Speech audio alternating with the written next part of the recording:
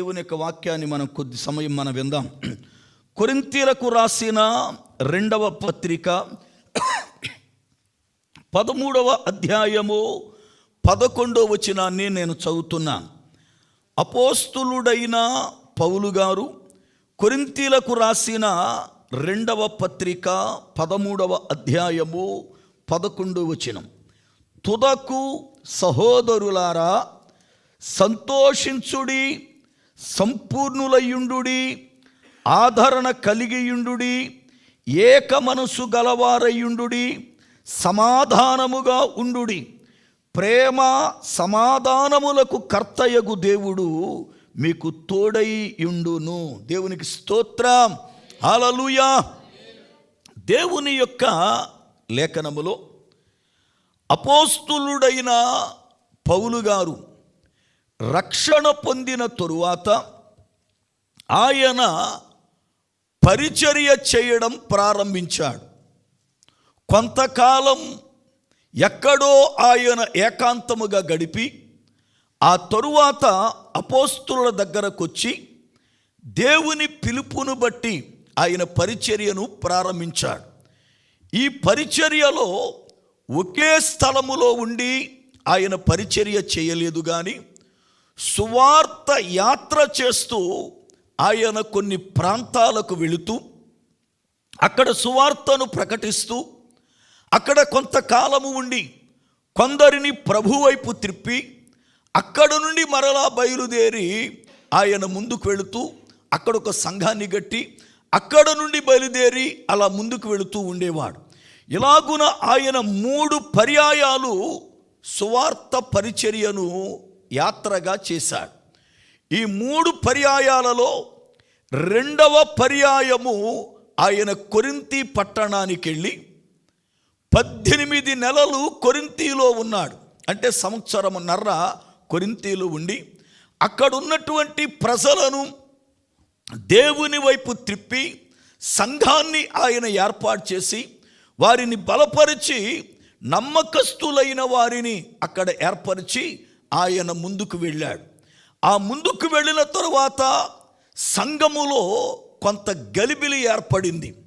అప్పుడు సంఘములో ఉన్న గలిబిలిని గూర్చి క్లోయో అనబడుతున్న ఇంటి వారు పౌలు గారికి వర్తమానం ఇచ్చారు. అయ్యా, మీరు ఎంతగానో కన్నీరుగాచి కట్టిన సంఘం ఇది, ఫలానా వాళ్ళు నమ్మకస్తులుగా ఉంటారని సంఘం వారికి అప్పగించారు. వారు చూస్తే సంఘాన్ని ఇదిగో గలిబిలి చేశారు. చివరాఖరికి సంఘములో భేదాలు ప్రారంభమైనాయి. కొంతమంది ఏమో పౌలు గారు సేవకుడు అని అంటున్నారు, కొంతమంది ఏమో పేతురు గారు సేవకుడు అంటున్నారు, కొంతమంది ఏమో అపోల్లోనే సేవకుడు అంటున్నారు. ఇలా సంఘమంతా కూడా గలిబిలైపోయింది అని చెప్పి వర్తమానం ఇచ్చారు. అప్పుడు పౌలు ఆయన దానికి ఆత్మీయ తండ్రి గనుక ఆయన దాన్ని సరిచేయడానికి మొదటి ఉత్తరం రాశాడు. ఆ తరువాత మళ్ళీ తిరిగి దాన్ని సరిచేయడానికి 2వ ఉత్తరం రాశాడు. అప్పటికి 2 పర్యాయాలు పౌలు కొరింథీ పట్టణానికి వెళ్ళొచ్చాడు. ఇక 3వసారి వెళ్ళబోతూ ఉండగా ఈ పత్రికను రాశాడు. చూడండి వాక్యాన్ని ఒక్కసారి మీరు. కొరింథీ 2వ పత్రిక 13వ అధ్యాయం 1వ వచనం. ఈ 3వసారి నేను మీ వద్దకు వచ్చుచున్నాను, 2-3 సాక్షుల నోట ప్రతి మాటయు స్థిరపరచబడవలయును. నేను మునుపు చెప్పి తిని, నేనిప్పుడు మీ వద్ద లేకున్నను, 2వసారి మీ వద్ద నున్నట్టుగానే మునుపటి నుండి పాపము చేయుచున్న వారికిని మిగిలిన వారందరికీ ముందుగా తెలియజేయునదేమనగా, నేను తిరిగి వచ్చిన ఎడల కనికరము చూపను, క్రీస్తు నా యందు పలుకుచున్నాడని రుజువు కోరుచున్నారా? ఆయన మీ ఎడల బలహీనుడు కానుగాని మీ యందు శక్తిమంతుడయ్యున్నాడు. చాలు. పౌలు చాలా కఠినముగా ఈ విషయాన్ని తెలియజేస్తా ఉన్నాడు. నేను 2వసారి మీ దగ్గర ఉన్నట్టుగానే మీరు భావించకుండా మీరు ఇలా పాడైపోతున్నారు గనుక నేను వచ్చినప్పుడు మూడవసారి కనికరము చూపను ఎవరిని కూడా, నేను జాలి చూపను, చాలా కఠినముగా ప్రవర్తిస్తాను. మీరు చెడును విడిచిపెట్టలేదు, ఇది దేవుని సంఘం అన్న సంగతి మర్చిపోయి బ్రతుకుతున్నారని చాలా కఠినముగా వారితో మాట్లాడుతూ ఇక లాస్ట్కి వచ్చిన తరువాత తుదకు సహోదరులారా, అంటే చివరికి సహోదరులారా మీరు ఎలాగుండాలి అని చెప్పి 5 ప్రాముఖ్యమైన మాటలు చెప్పాడు. నెంబర్ 1, మీరు సంతోషముగా ఉండండి. నెంబర్ 2, సంపూర్ణముగా ఉండండి. నెంబర్ 3, ఆదరణ కలిగి ఉండండి. నెంబర్ 4, ఏక మనసు గలవారై ఉండండి. నెంబర్ 5, సమాధానముగా ఉండండి. అప్పుడు ప్రేమ సమాధానములకు కర్త అయ్యున్న దేవుడు మీకు తోడై ఉంటాడు అని చెప్పాడు. ఈ లేఖనములో మనం ఒక మాటను ధ్యానము చేద్దాం. దేవుని సంఘములో ఉన్న బిడ్డలు సంతోషము గలవారై ఉండాలట. దేవునికి స్తోత్రం. దేవుని యొక్క ఉద్దేశం ఏమిటి అనంటే, ఆయన పిల్లలు పాపము నుండి విమోచించబడి, లోక బంధకాలలో నుండి విమోచించబడి, వారు చక్కగా సంతోషము కలిగిన వారై వారు ఉండాలి. ఎందుకంటే లోకములో ఉన్నప్పుడు, పాపములో ఉన్నప్పుడు, శాపములో ఉన్నప్పుడు సంతోషము లేదు, మనుషుని జీవితములో ఆనందము లేదు. ఎందుకంటే తెల్లారు లెగిస్తే ఏవో టెన్షన్స్, ఏవో సమస్యలు, ఏవో దుఃఖాలు, ఏవో వేదనలు, ఏవో పరిస్థితులు మనుషులను వెంటాడుతున్నాయి. అయితే క్రీస్తులో ఉన్నాము గనుక మనము అవన్నీ కూడా క్రీస్తు పైన వేసి సంతోషముగా ఉండాలి. ఎందుకు ఉండాలి సంతోషం అని అంటే, మనం వెళ్ళే పరలోక రాజ్యము సంతోషదాయకమైనది. దేవునికి స్తోత్రం. రోమాపత్రిక 14వ అధ్యాయము 17వ వచనం. రోమాపత్రిక 14వ అధ్యాయం 17వ వచనం. దేవుని రాజ్యము భోజనమును పానమును కాదు గాని నీతియు సమాధానమును పరిశుద్ధాత్మ యందలి ఆనందమునయ్యున్నది. దేవునికి స్తోత్రం. హల్లెలూయా. మనము వెళ్ళే పరలోక రాజ్యం, ప్రభు సన్నిధి ఎలాంటిది అంటే, అది భోజనము కాదు, పానము కాదు, అక్కడ తిండి ఈ గొడవలు ఉండవు. అది పరిశుద్ధాత్మ యందలి ఆనందమయ్యింది. అంటే దేవునిలో సంతోషము కలిగిన స్థలం అది. కానీ ఇక్కడ భూమి మీద ఉండగానే పరిశుద్ధాత్మను పొందుకున్నటువంటి సంఘము, పరిశుద్ధాత్మను పొందుకున్నటువంటి ప్రజలు చక్కగా సంతోషభరితులై ఆనందముతో వారు ప్రియులారా సంతోషించాలట. దేవుని ఉద్దేశం ఏంటి తెలుసా? ఒక మనుషుడు ఒక్కడే సంతోషంగా ఉండడం కాదు, కుటుంబములతో కలిసి దేవుని మందిరములో సంతోషించాలట. కుటుంబములతో కలిసి ఆయన సన్నిధిలో సంతోషించాలి. ఎప్పుడు సంతోషించాలి? చూడండి వాక్యాన్ని. ద్వితీయోపదేశ కాండము 12వ అధ్యాయము 7వ వచనం. ద్వితీయోపదేశ కాండము 12వ అధ్యాయము 7వ వచనం.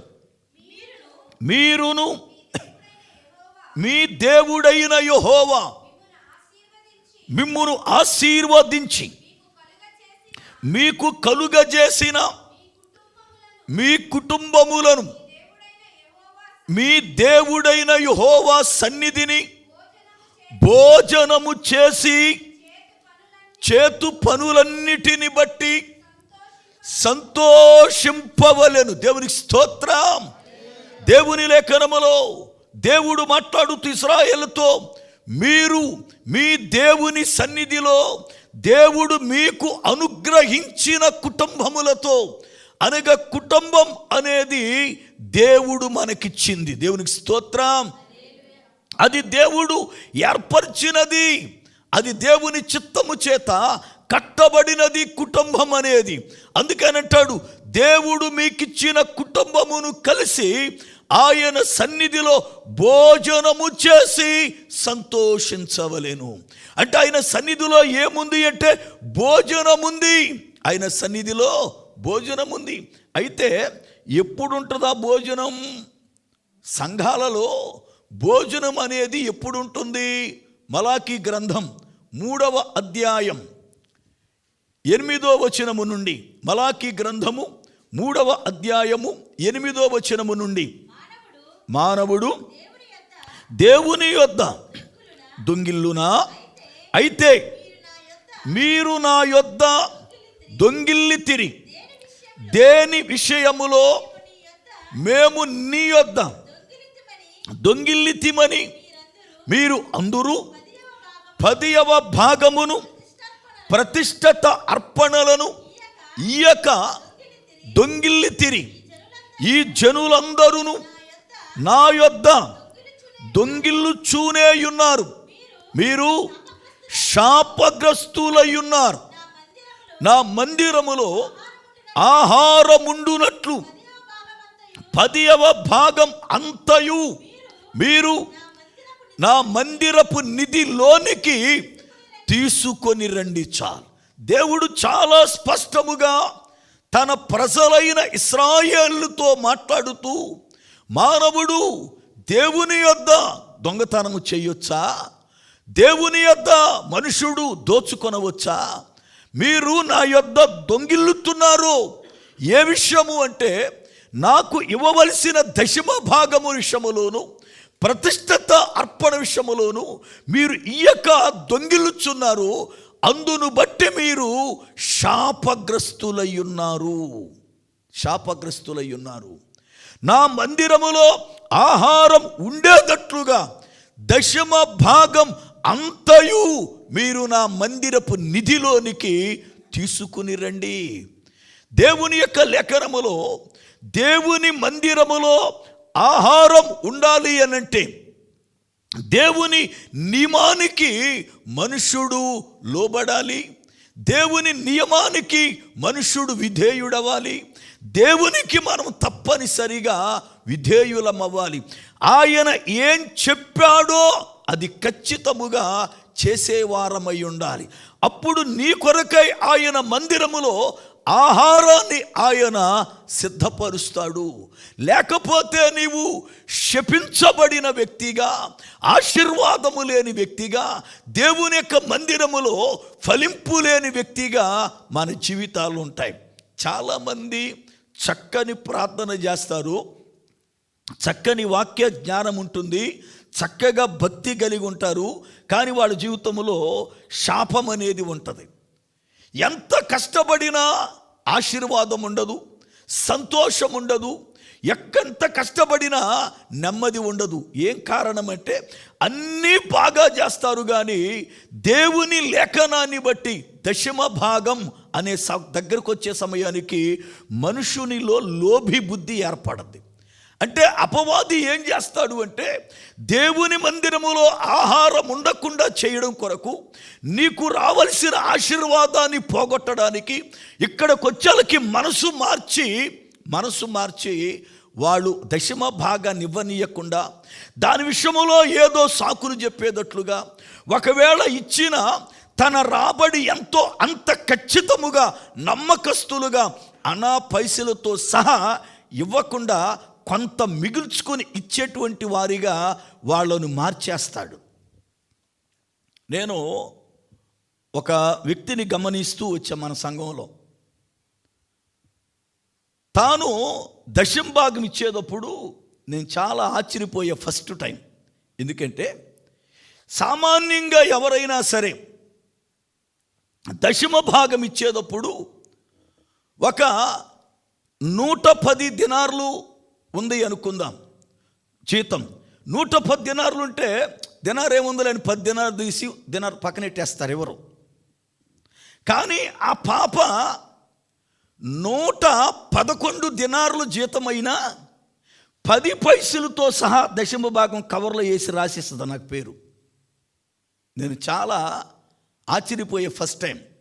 ఆ తర్వాత నేను వాళ్ళ గురించి ప్రార్థన చేయడం ప్రారంభించాను. ఎంత నమ్మకమైనటువంటి బిడ్డగా ఆ బిడ్డల నుంచావు ప్రభు అని నిజంగా వాళ్ళ కుటుంబం అలాగే వర్ధిల్లింది.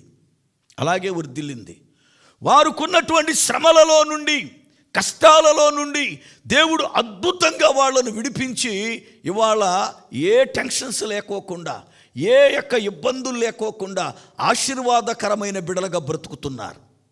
చాలామంది జీవితాల్లో దేవుని దగ్గర మోసకారులుగా బ్రతకడం వల్ల వాళ్ళ రాబడి ఎలాగ సిల్లి సంచులో వేసి నాణ్యంలాగా అయిపోద్దో వాళ్ళకే తెలియదు.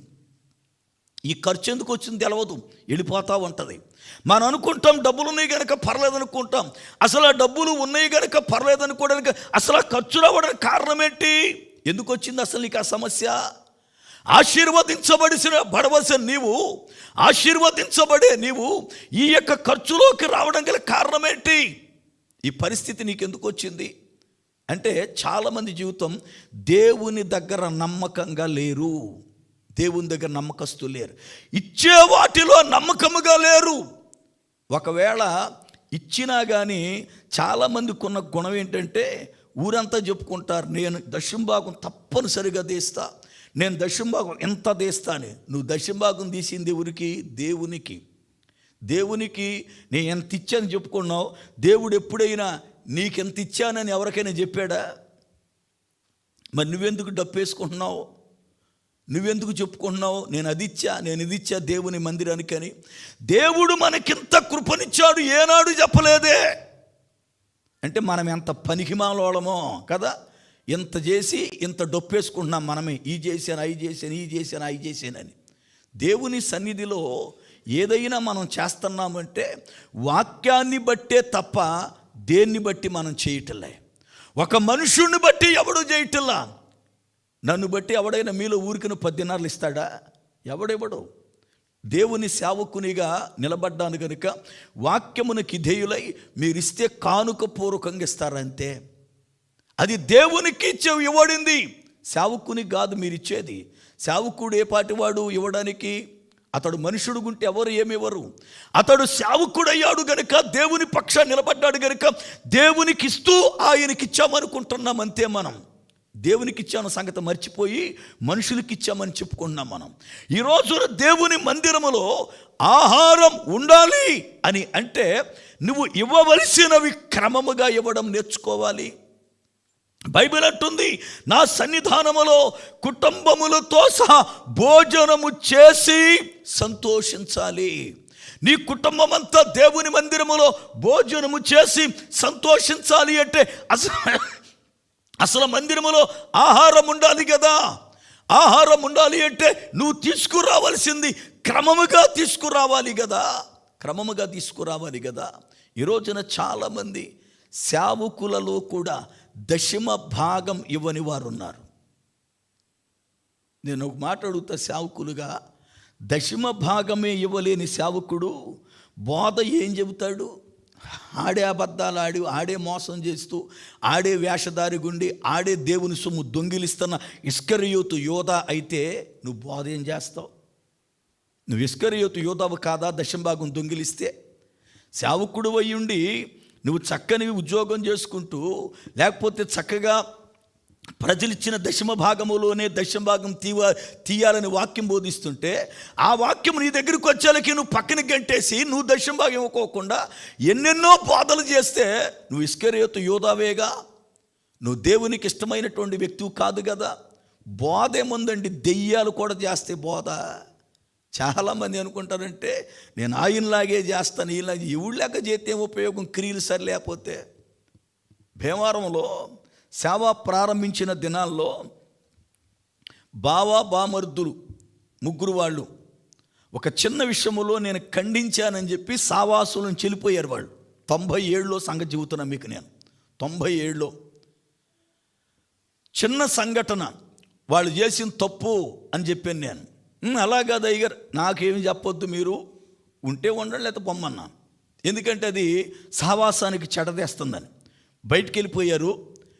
ఆ కుర్రోడు కాంగోగుని ఇక మీటింగ్స్ పెడుతూ వాక్యం చెప్పడం ప్రారంభించాడు. నాకులాగా చెప్పాలని ప్రయత్నాలు చేయడం మొదలుపెట్టాడు. నాకులాగా చెప్పాలి వాక్యం అని చెప్పి ఒకళ్ళు ఇద్దరు ఎవరు అన్నారట, బా హిమానగల్లాగా చెబుతున్నారు, నువ్వు కూడా అన్నారట కాదు, భుజాన్ని వేసుకున్నాడు. నేను ఒకటి చెబుతా, ఒక దైవజనులాగా ఇంకొకటి చెప్పాలి అంటే ఆడి డూప్లికేటు. ఆ దైవజనుడు చెప్పినట్టు ఇంకొకటి చెప్పలేడు, ఎందుకంటే ఆడి కృప వేరు. పాల్ యాంగ్చో గారు ప్రార్థన చేస్తూ, ప్రభువా నన్ను బిల్లిగ్రహంగారులాగా వాడుకో అని ప్రార్థన చేశాడట. దేవుడు అన్నాడట, పాల్ బిల్లిగ్రహం బతికే ఉన్నాడా అన్నాడట. బ్రతికే ఉన్నాడు ప్రభువా. మరి బ్రతికే ఉంటే ఆయనలాగా నిన్ను వాడుకోవడం ఏంటయ్యా? నిన్ను ఆయనలాగా పిలవలేదుగా, నీ పిలుపు వేరు ఆయన పిలుపు వేరు. నిన్ను నిన్ను వాడుకుంటా అంతే అని మాట్లాడితే ఇంకెప్పుడు మళ్ళీ ప్రార్థన చేయలేదట. చాలాసార్లు ఏమనుకుంటామంటే మనం, నేను ఆయనలాగా మాట్లాడేస్తున్నా, ఈలా నిన్నెవడైనా సరే నువ్వు అచ్చం ఆయనలా మాట్లాడుతావు అన్నాడంటే నిన్నెవడో ఎక్కిస్తున్నాడు, అది సాతాను గడి బోధన నీకు అర్థం అవ్వాలా. నేనేంటయ్యా ఆయనలాగా మాట్లాడడం ఏంటి? ఆయన దైవజనుడు, ఆయన అనుభవం ఉంది, నేనెంత అని విధేయత నీలో రావాలా. నేను ఆయనలా మాట్లాడుతున్నాను అని కాళ్ళగరేసి తిరిగితే పోతావు. చాలామందికి ఇదే చెడ్డ గుణం. నేను ఆరులాగా పాడుతున్నా, ఈయనలాగా మాట్లాడుతున్నా, ఆయనలాగా నడుస్తున్నా. ఎవడోలాగా నడవద్దు. దేవుడు నీకు ఒక నడకిచ్చాడు, దేవుడు నీకు ఒక మార్గం ఇచ్చాడు, దాన్ని బట్టే నడవాలి. ఈ కుర్రాడు నాకులాగా మాట్లాడాలని ప్రయత్నం చేసి 2-3 ప్రసంగాలు చేస్తే అందరు పాపం కొత్త కదా, అబ్బా బాగా మాట్లాడుతున్నావు, అచ్చమాన గల మాట్లాడుతున్నానంట. ఇక మనోడు, ఇక నేను ఇమ్మానుల్ గారు సెకండ్ జూనియర్ ఇమ్మానుల్ గారిని అయిపోయానని పాపం కొంచెం కాలు ఎగరేసాడు. ఏమవలా, పిప్పన్ను వచ్చింది కుర్రోడికి. భీమవరం హాస్పిటల్కి వచ్చారు, పిప్పన్ను పనిపీకిచ్చాడు. 3వ రోజున అరికాలు మొదలుకొని నడినెత్తి వరకు ఫుల్గా సీమ్ పట్టేసింది బాడీ. ఏం జబ్బు లేదు. దేవుడు కొట్టే దెబ్బ కంటికి కనపడదు. నేను చెబుతున్నా, దేవుని దగ్గర పిచ్చేసేలయ్యొద్దు. మనం సేవకుల దగ్గర ఎర్రి పనులు చేయకూడదు. ఇప్పుడు కూడా అభిషక్తుడైన సేవకుడే. ఏమీ లేదు జబ్బు, కేవలం పిప్పను దించాడంతే. అరికాలు మొదలుకొని నన్నెత్తి వరకు సీమ్ పట్టేసింది. 3 రోజులకే ఆసుపత్రికి తీసుకొచ్చారు. డాక్టర్ అన్నాడు, పన్ను తీసేటప్పుడు 1000 మందిలో ఒకరికి వస్తుంది ఇలాగ వైరస్. ఆ వైరస్ అటాక్ అయింది, మొత్తం బ్లడ్ అంతా కూడా ఇరిగిపోయింది, ఈ కుర్రోడు బ్రతకడు, చనిపోతాడు అన్నాడు. పన్ను తీసిన 5వ రోజు చచ్చిపోయాడు ఆ కుర్రోడు. 5వ రోజే, ఎక్కువ రోజులు కూడా లేవు. ఎందుకు ఆ కర్మ వచ్చింది? ఎందుకు ఆ గతి వచ్చింది? ఎందుకు ఆ పరిస్థితి వచ్చింది? అంటే దేవుని యొక్క సన్నిధిలో మనం ఉండవలసిన రీతిగా ఉండకపోవడం, నడవలసిన రీతిగా నడవకపోవడం, చేయవలసిన రీతిగా చేయకపోవడం, దేవుని భయము లేకోకుండా ప్రవర్తించడమే దీనికి కారణాలంతే.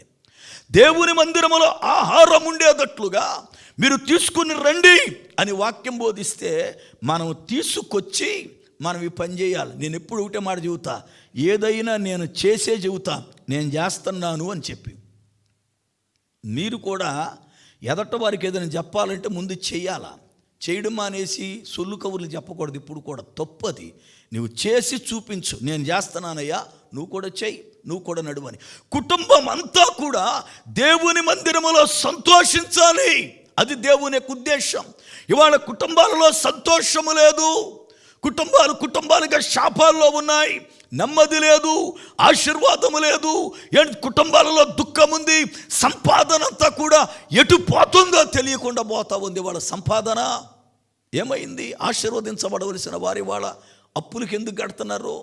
ఆశీర్వాదం పొందవలసిన వాళ్ళు ఎందుకు ఇవాళ ఇంకా పైకి లేవలేకపోయారు? 2 సంవత్సరాలు అవుతున్నా ఎందుకు కుటుంబాల్లో నెమ్మది లేకుండా ఉంది? వాళ్ళు ఆలోచిస్తున్నామా? మనం దేవుని పిల్లలుగా దేవుని యొక్క లేఖనాలను జాగ్రత్తగా ఆలోచించి చూడండి. కుటుంబాలు సంతోషముగా ఉండాలి. ఏ విషయాలలో సంతోషించాలి? మనం ఎలాంటి విషయాల్లో సంతోషంగా ఉండాలి? చూడండి, అపోస్తులుడైన పౌలు గారు ఎలాంటి విషయాల్లో సంతోషభరితముగా ఉన్నాడో చూద్దాం వాక్య గ్రంథాన్ని. కొరింథీయులకు రాసిన 2వ పత్రిక 12వ అధ్యాయం 9-10 వచనాలు. కొరింథీయులకు రాసిన 2వ పత్రిక 12వ అధ్యాయం 9-10 వచనాలు. అందుకు నా కృప నీకు చాలును, బలహీనత యందు నా శక్తి పరిపూర్ణమగుచున్నదని ఆయన నాతో చెప్పెను. కాగా క్రీస్తు శక్తి నా మీద నిలిచి ఉన్నది నిమిత్తం విశేషముగా నా బలహీనతల యందే బహు సంతోషముగా అతిశయపడుదును. నేనెప్పుడు బలహీనుడనో అప్పుడే బలవంతుడను గనుక క్రీస్తు నిమిత్తం నాకు కలిగిన బలహీనతలలోను, నిందలలోను, ఇబ్బందులలోను, హింసలలోను, ఉపద్రవములలోను నేను సంతోషించుచున్నాను. దేవునికి స్తోత్రం. ఏ విషయాలలో సంతోషిస్తున్నాడు పౌలు?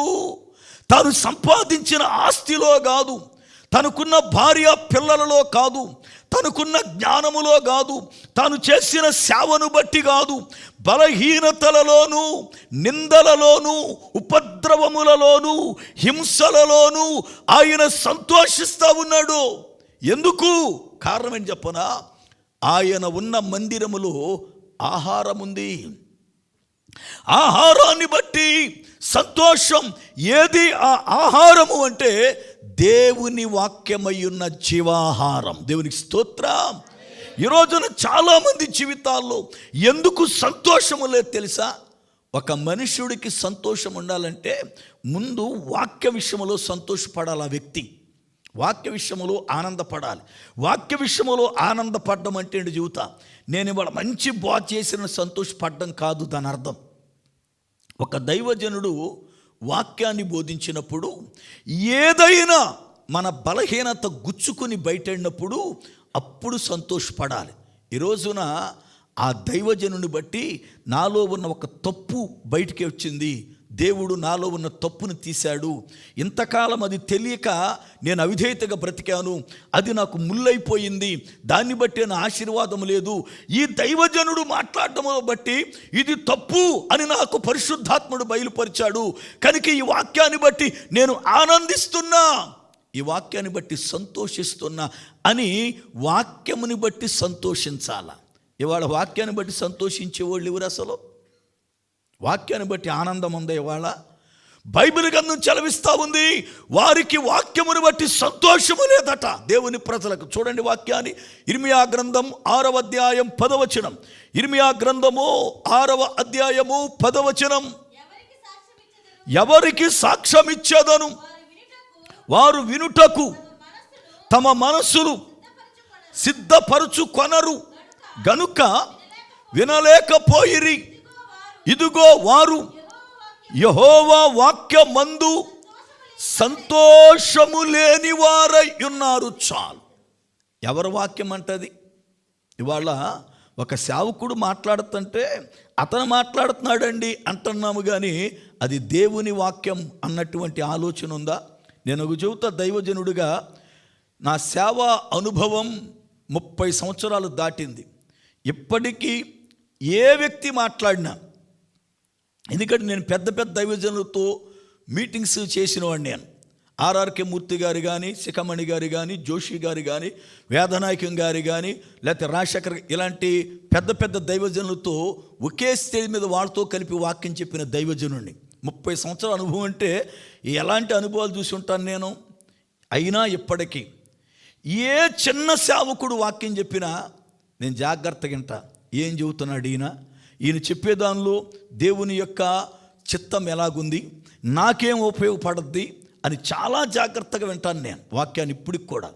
అంతేగాని ఆడేం చెబుతాడు జూనియర్ అని ఇప్పుడు పక్కన గంటను, లేకపోతే చెప్పేవాడిని ఇప్పుడు కించిపరచను నేను. ఎందుకంటే సేవకునిగా నిలబడినప్పుడు అతన్ని దేవుడు వాడుకుంటే ఖచ్చితముగా అతనిలో నుండి నాకు ఉపయోగపడే ఒక మాట చెబుతాడు. డిఎల్ మూడీ అనే దైవజనుడు 19వ సంవత్సరం రక్షించబడ్డాడు. ఒక మందిరానికి వెళ్ళి, అయ్యా నేను క్రొత్తగా రక్షించబడ్డాను, సేవ చేయాలనుకున్నాను, నాకు అవకాశం ఇస్తే నా సాక్ష్యాన్ని, చిన్న వాక్యాన్ని చెబుతాను అయ్యా అన్నాడట. ఆయన ఒక 50-60 సంవత్సరాల సీనియర్ సేవకుడు. నవ్వి, నువ్వేం బాధ చేస్తావయ్యా, కుర్రుడివే, నేను ఎంత సీనియర్ని తెలుసా, సమయం లేదు అని చెప్పి పొమ్మన్నాడు. సరే అని చెప్పి డిఎల్ మూడీ గారు ఊరుకున్నాడు. నెక్స్ట్ వీక్ వచ్చే సమయానికి ఆయన వేరే ఊరు వెళ్ళాల్సి వచ్చిందట, ఒక వారం. ఈ పాస్టర్ గారు సంఘ పెద్దలను పిలిచి, అబ్బాయి నేను వేరే ఊరు వెళుతున్నాను కనుక పెద్దలుగా ఉన్న మీరు జాగ్రత్తగా సంఘాన్ని నడుపుకోండి, నేను మళ్ళీ ఆదివారం తిరిగి వచ్చేస్తానని వెళ్ళాడు ఆయన. ఈ సంగతి డిఎల్ మూడీ గారికి తెలిసి, అయ్యా మీ అయ్యగారు లేరు కదా, మీరు అయ్యగారిని అడిగాను, ఇవ్వలేదు అవకాశం, మీరే కదా ఎప్పుడని చెప్పుకుంటారు, నాకు ఒక్క అవకాశం ఇవ్వండి, నేను ప్రభువులో కొత్తగా వచ్చాను అని అంటే, సర్లేరా మనమైన వాక్యం చెప్పాలి కదా, అయ్యగారు ఉంటే తిరిగి ఇవ్వడు, ఇద్దామని చెప్పి డిఎల్ మూడీ గారికి అవకాశం ఇచ్చారు. ఆ రోజున ఆయన దేవుడు లోకమని ఎంతో ప్రేమించెను అన్న మాట చెప్పి 1 గంట ఇంకా అవలేదు, వాక్యము ఉంది అన్నాడట. వాళ్ళు ఆశ్చర్యపోయి, అవ్వకపోతే రేపు కూడా మీటింగ్ పెడతామన్నారు. సోమవారం పెట్టారు, మళ్ళీ వాక్యం చెప్పి గంట ఇంక అవ్వలేదన్నాడు. మంగళవారం మీటింగ్ పెట్టాడు, అదే వచ్చిన మళ్ళీ చెప్పి అవ్వలేదు ఇంకా ఉందన్నాడు. బుధవారం, గురువారం, శుక్రవారం, శనివారం అన్ని రోజుల మీటింగ్ పెట్టాడు. శనివారం కూడా చెప్పి ఈ వాక్యం ఇంకా ముగవలేదన్నాడు. వాళ్ళు ఆశ్చర్యపోయి, మన దైవజనుడు అంత సీనియర్ అయినా ఎప్పుడు చెప్పలేదు వాక్యం, దేవుడు వాడుకున్నాడు ఈ వ్యక్తిని అని చెప్పి ఆశ్చర్యపోయారట. ఆదివారం ఉదయం వాళ్ళ పాస్టర్ గారు వచ్చారు. ఏమయ్యా ఈ 6 రోజుల కార్యక్రమం ఎలా నడిచినాయి ఏంటి పరిస్థితి అడిగితే చెప్పారట. అయ్యా ఏం గడవడం అండి, 7 రోజులు సభలెట్టాం, ఒక్క మనిషి మానలా, ఒక్క వచనమే ఎత్తుకున్నాడు ఆయన, అవలేదన్నాడు. ఎంత బాగా చెప్పాడంటే, అవునా ఏం చెప్పాడు అంటే, వర్ణించడం మా వల్ల కాదు అంటే, సరే ఈ ఆదివారం నేను ఆగుతాను, ఈ ఆదివారం ఆరాధనలు చెప్పమని వాక్యం ఏం చెబుతాడో చూస్తా అన్నాడు. కవర్ చేశారు, సేవకుడే నీకు టైం ఇచ్చారు రమ్మని.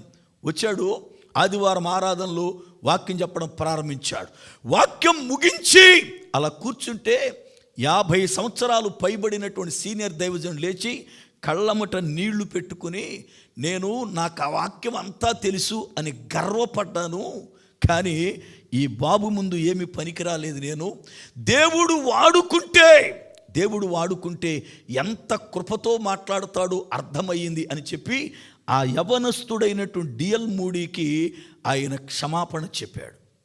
వాక్యం దగ్గర నాకు వాక్యం తెలుసు, నేను బాగా ప్రసంగం చేస్తా, నువ్వు చేసే దెయ్యాలు కూడా చేస్తే, కావాల్సింది ప్రసంగం కాదు, ప్రవర్తన కావలసింది. మన బోధ చేయడం కాదు, నా రిఫరెన్స్ రాసుకుని చదివేయడం కాదు, బోధ కాదు, మన క్రియలు, మన నడవడిక, దేవుని ఆత్మ చేత వాడబడడం.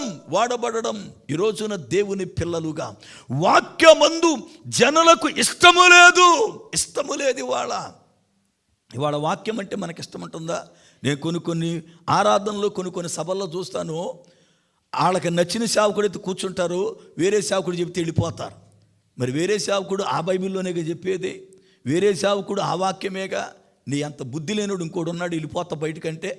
వాళ్ళు ఆలోచించండి, ఎవరు మాట్లాడినా దేవా ఆయన మరుగుపరిచి నాతో మాట్లాడని కూర్చో, దేవుడు నీతో మాట్లాడతాడు అంతే తప్ప ఆయన ఏం చెబుతాడంటే ఆయన చెప్పడం కాదు, దేవుడు చెబుతున్నాడు అన్న సంగతి మర్చిపోయాం మనం. చాలాసార్లు దేవుని వాక్యమందు ఇష్టము లేక వెళ్ళిపోతాం. దేవుని వాక్యం ఇష్టము లేదంటే అర్థం తెలుసా? దేవుడు నీకు ఆ క్షణములో ఇష్టము లేడు అని అర్థం. ఎందుకంటే వాక్యమే దేవుడై ఉన్నాడు గనుక. ఈ రోజున దేవుని పిల్లలుగా మనం చేస్తున్న అపరాధం, మనం చేస్తున్న తప్పులు, మనం చేస్తున్నటువంటి చెడ్డ పనులు వాక్యం అనే అద్దం దగ్గరికి వచ్చి చూచుకుంటే మన బలహీనతలు మనకు కనపడతాయి. బైబిల్ బోధిస్తూ ఉంది, నా బలహీనతలలో, ఉపద్రవములలో, నిందలలో నేను సంతోషిస్తూ ఉన్నా. ఏం కారణం? వాక్యం అంటే నాకు ఇష్టం. దేవుడు అన్నాడు, పౌలో బలహీనతల యందే నా శక్తి పరిపూర్ణమవుతుంది గనుక నువ్వేమి భయపడవద్దు. నువ్వెప్పుడు బలహీనుడువో అప్పుడే నా యొక్క శక్తి నీ మీద నిలిచి ఉంది. నా కృప నీకు చాలు. దేవుని యొక్క సన్నిధానము లోపలారా ఎప్పుడు సంతోషించాలో తెలుసా? శ్రమలు కలిగినప్పుడు. ఎప్పుడు సంతోషించాలి? ఉపద్రవాలు కలిగినప్పుడు, నిందలు కలిగినప్పుడు, కష్టాలు కలిగినప్పుడు, మన జీవితంలో పులారా గాయపరచబడినప్పుడు ప్రభువును బట్టి సంతోషం. ఎప్పుడైతే ఇక్కడ సంతోషిస్తామో పరలోకమందు మన ఫలము అధికమైపోతుందట. దేవునికి స్తోత్రం. మత్తయి సువార్త 5వ అధ్యాయం చూడండి. మత్తయి సువార్త 5వ అధ్యాయం లేఖనాన్ని చదువుదాం 11వ వచనము నుండి. నా నిమిత్తం జనులు మిమ్మును నిందించి హింసించి మీ మీద అబద్ధముగా చెడ్డ మాటలెల్లా పలుకునప్పుడు మీరు ధన్యులు, సంతోషించి ఆనందించుడి. పరలోకమందు మీ ఫలము అధికమగును. దేవునికి స్తోత్రం, హల్లెలూయా. దేవుని యొక్క లేఖనం మాట్లాడుతుంది, నా నిమిత్తం, నా విషయములో మిమ్మల్ని ఎవరైనా తూలనాడినా, నిందించినా, హింసించినా మీరు సంతోషించండి, ఆనందించండి. పరలోకమందు మీ ఫలము అధికమగుతుంది. ఎందుకో తెలుసా? మీ ముందున్న ప్రవక్తలను కూడా ఇలాగే వారు హింసించారు. మీ ముందున్న ప్రవక్తల్ని కూడా అలాగే బాధ పెట్టారు. కనుక మీరేమి దుఃఖపడవద్దు, మీరేమి కూడా కృంగిపోవద్దు. ప్రభువులో ఆనందించండి, ప్రభువులో సంతోషించండి. మీరు సంతోషిస్తే పరలోకమందు మీ ఫలము అధికమగుతుంది. ఈ రోజున దేవుని పిల్లలుగా మనలో సంతోషం అనేది ఉందా? మనం దేవుని మందిరములో ఆనందిస్తున్నామా? దేవుని మందిరములో పులారా అసూయతో ఉంటున్నామా? చాలామందిని నేను గమనిస్తూ ఉంటా, సంఘములో భక్తులుగానే ఉంటారు, కానీ ఒక మనిషికి ఏదైనా కొంచెం ఆధిక్యత ఇస్తే ఈ మనిషి అసూయతో ఉడికిపోతూ ఉంటుంది. ఆ మనిషికి 2 సార్లు కాస్త ప్రార్థన ఇచ్చినా, లేకపోతే ఆ మనిషిని కాస్త పేరెట్టి అమ్మ ఎలా ఉన్నామని పలకరించినా, లేదు ఆ మనిషి కాస్త పాట ఇచ్చినా, లేదు ఈయనకి ఏమైనా కొంచెం ప్రాధాన్యత ఇచ్చినా ఈ మనిషి ఇక తెగ ఉడికిపోతూ ఉంటారు. అంటే ఇది ఏం గుణం? ఇది సంతోషించే గుణమేనా? దేవుడు ఆ బిడ్డకి చక్కని కృపనిచ్చాడు, ఆ బిడ్డను వాడుకుంటున్నాడు, మనకు లేకపోయిన ధన్యత ఆ బిడ్డకు ఇచ్చాడు, ఇంకొకసారి దేవుడు నాకు ఇస్తాడు అని సంతోషించడం మానేసి మనం ఇవాళ సంఘములో అసూయ పడతా ఉన్నాం, మత్సర పడుతూ ఉన్నాం, కోపడుతూ ఉన్నాం, మన ద్వేషాన్ని వెళ్ళగక్కుకుంటున్నాం, మన ఉడికిపోతానాన్ని బయటెట్టుకుంటాం. అది బలహీనత, బుద్ధిహీనత. ఆలోచించండి, ఎన్నిసార్లు మన జీవితంలో ఎలాంటి గుణాలు బయటెట్టుకున్నాం? సంతోషించవలసిన మనం, ఆనందించవలసిన మన వాడబడకపోయినా పలానా సహోదరుడు వాడబడుతున్నాడు, నేను వాడబడలేకపోయినా పలానా సహోదరి వాడబడుతుంది, దేవుడు ఆ యొక్క బిడ్డ ఎడల కనికరం చూపాడు అందుకే వాడుకుంటున్నాడు ఆ బిడ్డని అని సంతోషించడం మానేసి ఇతరుల విషయంలో అసూయ పడ్డం, ఇతరుల విషయాల్లో ఏడవడం, ఇతరుల విషయాల్లో పులారా మనము బుద్ధిహీనులుగా ప్రవర్తించడం, అది దేవునికి అసహ్యమైన కార్యం. నువ్వెవరు దేవుని పక్షాన్ని నిలబడినా సంతోషించు. ప్రభువా ఆ బిడ్డను వాడుకయ్యా మా కొరకు, ఆ బిడ్డ ద్వారా మీరు మహిమ పొందయ్యా, ఆ బిడ్డ ద్వారా ఘనత పొందయ్యా, మీ చిత్తమైతే నాకు అవకాశాన్ని ఇవ్వండి అని కన్నీరు గార్చి ప్రార్థన చేసుకోవాలా. కానీ చాలాసార్లు మనం దేవుని మందిరములో సంతోషించలేం, సంతోషం ఉండదు మన జీవితాల్లో. ఎందుకంటే మన హృదయంలో సంతోషం ఉండాలి అంటే ఖచ్చితంగా దేవుని వాక్యం మనలో ఉండాలి. మన హృదయములో ఎప్పుడు సంతోషం ఉంటుందో చూడండి. కీర్తన గ్రంథం 19వ కీర్తన 8వ చరణం. కీర్తన గ్రంథము 19వ కీర్తన 8వ చరణం. యెహోవా ఉపదేశములు నిర్దోషమైనవి, అవి హృదయమును. దేవునికి స్తోత్రం, హల్లెలూయా. యెహోవా ఉపదేశం, యెహోవా యొక్క వాక్యం ఏంటి? శ్రేష్టమైనది, అది హృదయాలను సంతోషపరుస్తుంది. వాక్యము లోపలికి వెళితే, హృదయములోకి వాక్యం చొచ్చుకుంటూ వెళితే, వాక్యమందు నువ్వు సంతోషపడితే ఆ ఉపదేశం నిన్ను సంతోషపరుస్తుంది. వాక్యమందే సంతోషము లేకపోతే నీ హృదయములో ఇక సంతోషం అనేది ఉండదు. ఎప్పుడు చూసినా ఏదో ఒకటి బాధ, ఏదో ఒక అసూయ, ఎదటోడ మేబడి సాడీలు చెప్పుకుని ఏడుతుమో, లేకపోతే ఎప్పుడు చూసినా ఏదో ఒకటి గునుక్కోవడము, ఇదే తప్ప దేవుని మందిరములోకి వెళ్ళి సంతోషించే గుణం మనలో కనపడదు. దేవుని మందిరములో సంతోషించాలంటే వాక్యమందు నీకు సంతోషం ఉండాలి. ముందు ఆ వాక్యం లోపలికి వెళ్ళాలి, అప్పుడు అది హృదయాన్ని సంతోషపరుస్తుంది. ఈ రోజున దేవుని పిల్లలుగా వాక్యం లోపలికి వెళుతుందా? మనకి ఆత్మ సంబంధులుగా పిల్లరా మన వాక్యం వింటున్నామా? దేవుని యొక్క పిల్లలుగా మనం ఆనందాన్ని వ్యక్తపరుస్తున్నామా? ఆలోచించండి. సేవకునికి ఒక మాట చెబుతాను నేను. కరోనా టైంలో లైవ్ 3 నెలలు 4 నెలలు ఆపకోకుండా ఇచ్చాను నేను. ప్రతిరోజు సాయంత్రం 7 నుండి 8 నుంచి 9 వరకు టైం పెట్టి 1 గంట లైవ్ ఇచ్చాను. ఆ లైవ్లో 40 ప్రసంగాలు సంసోను గురించి చేశాను నేను. 40 ప్రసంగాలు కేవలం సంసోను గురించి చేశాను నేను. ఆ తర్వాత కరోనా అయిపోయింది. ఒకరోజు యూత్ మీటింగ్లో వాక్యం చెప్పడానికి అశోక్కి అవకాశం ఇచ్చాను నేను. చెప్పవయ్యా వాక్యం అని కూర్చున్నాను నేను. సంసోన్ గూర్చే చెప్పాడు ఆయన. నేను ఎంత సంతోషపడ్డానంటే 40 ప్రసంగాలు చేసినా ఆ మార్గం నేను చెప్పలా. ఎప్పుడు ఆయన చెప్పిన వేలో నేను ఎప్పుడు చెప్పలా. ఆ రోజు నేను చెప్పా, నేను చెప్పనటువంటి ఒక చక్కనటువంటి వర్తమానాన్ని అశోక్ ఇచ్చాడు, నేను చాలా సంతోషించానని. ఎందుకంటే వాక్యమందు సంతోషించడం చేత కావాలి. నేను 40 చెప్పాను, ఈడేం చెప్పాడు అని అంటే నీ బతుకులో ఎప్పుడు సంతోషం ఉండదు. 40 ప్రసంగాలు ఒక వ్యక్తి గురించి నేను చెప్పినా, ఆ యవనస్తుడు నా దగ్గర బలపడిన యవనస్తుడు చెప్పిన వర్తమానం నేను చెప్పిన 40 వర్తమానాల కన్నా అద్భుతముగా క్రొత్త మార్గాన్ని బోధించాడు ఆయన. దేవుడు ఎవరిని ఎప్పుడు ఎలా వాడుకుంటాడో తెలీదు. అందుకే వాక్యం ఎవరు చెప్పినా వింటూ వాక్యమందు సంతోషించడం నేర్చుకోవాలా. దేవుని పిల్లలుగా వాక్యమందు ఆనందించాలి మనం. ఆ రోజు చెప్పా, అంత సభలో ఇలా చెబితే అశోక్ గొప్పడైపోతాడేమో, నన్ను తక్కువ అనుకుంటారు సంఘం అని అనుకోలా. అప్పుడు చెప్పా, నాకన్నా బాగా చెప్పాడు అశోక్. చక్కని నేను కూడా ఎప్పుడు టచ్ అయినటువంటి వర్తమానాన్ని చెప్పాడని ఆ బిడ్డను గణపరిచాను నేను. దేవుని పిల్లలుగా మందిరములో మనకన్నా ఒక వ్యక్తి చక్కగా వాడబడితే సంతోషించాలా. మనకన్నా ఎక్కువగా పాట పాడితే సంతోషించాలా. మనకన్నా ఎక్కువ కానుకిస్తే సంతోషించాలా. మనకన్నా ఎక్కువ పరిచర్య చేస్తే సంతోషించాలా. మనకన్నా చక్కని ఆత్మీయతలు ఎదిగితే సంతోషించే గుణం మనకు ఉండాలా. ఏడ్చే గుణం ఉండకూడదు. దేవుని మందిరములో సంతోషించాలి. అందుకే పౌలు అంటాడు, తుదకు సహోదరులారా సంతోషించుడే. ఆఖరికి నేను చెప్పేది మీరు సంతోషించండి. ఎందుకయ్యా? దేవుని రాజ్యం అన్నపానములు కాదు, అది సంతోషం.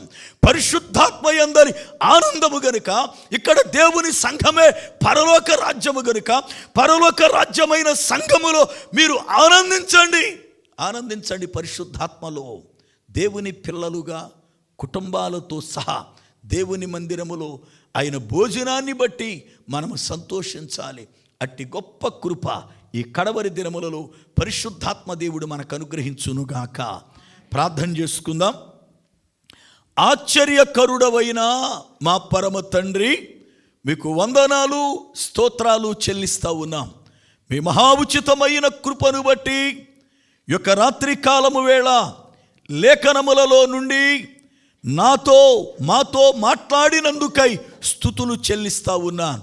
విత్తబడిన వాక్యము నీరు కట్టి ఫలింపు చేయండి ప్రభువా. మీ సన్నిధి మాకు తోడుగా ఉంచే మమ్ములను బలపరచండి. మీ సన్నిధానములో సంతోషించు వారముగా మమ్ములను మార్చండి. నమ్మకస్తులుగా నాయనా దొంగిల్లు వారముగా కాకోకుండా, వేషధారులుగా కాకోకుండా, అయ్యా నీకిష్టులుగా యథార్థవంతులుగా బ్రతికే బ్రతుకు మాకు దయచేయమని మీ వాక్యానుసారముగా మా ఆత్మీయ జీవితాలను కట్టి ఫలభరితముగా మార్చుమని యేసు నామమున ప్రార్థిస్తున్నారు పరమ తండ్రి. ఆమేన్. దేవునికి స్తోత్రం. హల్లెలూయా, హల్లెలూయా. సాక్ష్యాలకు సమయము గనుక సాక్ష్యం ఎవరైనా చెప్పాలి మీ జీవితాల్లో